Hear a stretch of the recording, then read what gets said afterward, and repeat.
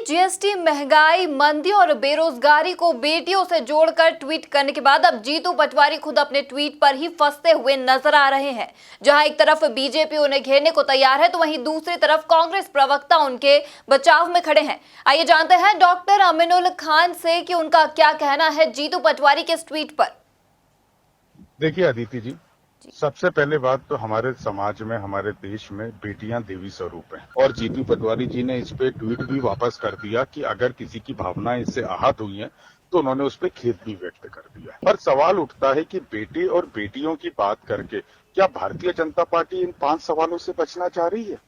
नोटबंदी के दौरान जिस तरह से लोग ने अपनी जान गंवाई, 146 लोगों ने, नोटबंदी के बाद अर्थव्यवस्था जो चरमरा गई, उसका जवाब कौन देगा? बेरोजगारी 45 साल में सबसे ऊपर है इस देश में, उसका जवाब कौन देगा? महंगाई का आलम ये हो गया है कि डीजल और पेट्रोल बराबर आ गए, रसोई गैस की कीमतें कहां पहुंच गई हैं, इसका जवाब भारतीय जनता पार्टी नहीं देगी।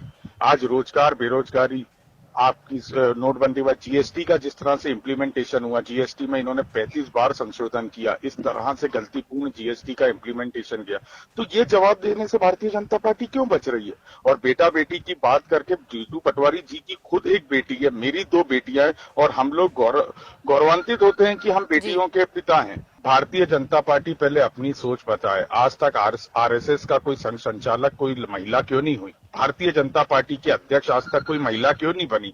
ये तो कांग्रेस पार्टी है जिसकी राष्ट्रीय अध्यक्षा भी एक महिला है। आप बेटा बेटी के नाम पे सवालों के जवाब से नहीं बच पाएंगे।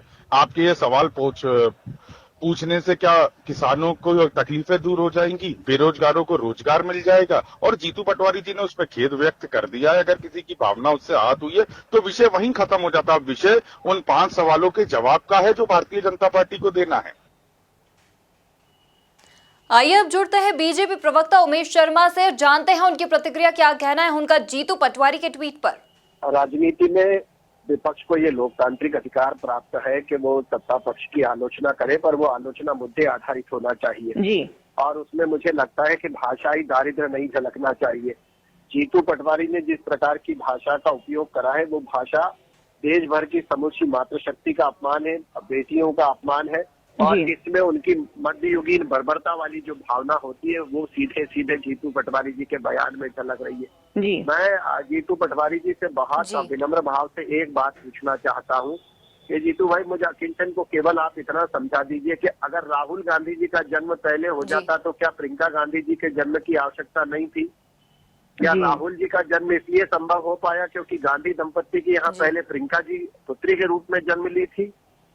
ये जो भाषा उन्होंने बोली है, ये पूरी समूची बहनों का अपमान है। और जिस समय पूरा भारतवर्ष जो है आज इस गैर बराबरी के भाव को समाप्त करने में लगा है, पूरा देश एक स्वर में बेटी बचाओ बेटी पढ़ाओ के आंदोलन में जुटा हुआ है, बड़ी मुश्किल से इस भारतवर्ष के अंदर लैंगिक अनुपात जो असमानता वाला था, उस लैंगिक अनुपात को समान स्तर पर लाने के प्रयास किए जा रहे हैं। और अब तो हरियाणा तक में इस बात की जागृति आ गई है कि बेटियों को वहां पर बेटों के बराबर दर्जा दिया जाने लगा। और गीता फोगाट और बबीता फोगाट इस देश के अंदर महिलाओं का यूथ आइकॉन बन के निकली है। और राजनीतिक शब्दावली को छोड़ दिया जाए तो दादी प्रकाशमणि कौर जो है, जो बहुत बड़ी निशाने बाज रही है और जिनके ऊपर सांड की आंख जैसी पिक्चर बनी है, उन जैसी भद्र महिला ने भी जीतू पटवारी जी के ट्वीट पर पलटवार करके उनको समझाइश दी है कि बेटे आप अपने ट्वीट को हटाइए क्योंकि ये समूची महिला शक्ति का अपमान है। मुझे लगता है कि जीतू पटवारी जी ने क्योंकि खेद व्यक्त कर दिया है और अपने उस ट्वीट को हटा भी दिया है। अरे इन सब बातों के बावजूद भी ये सत्य है कि जीतू पटवारी जी की जो मानसिकता है वो महिला विरोधी मानसिकता है।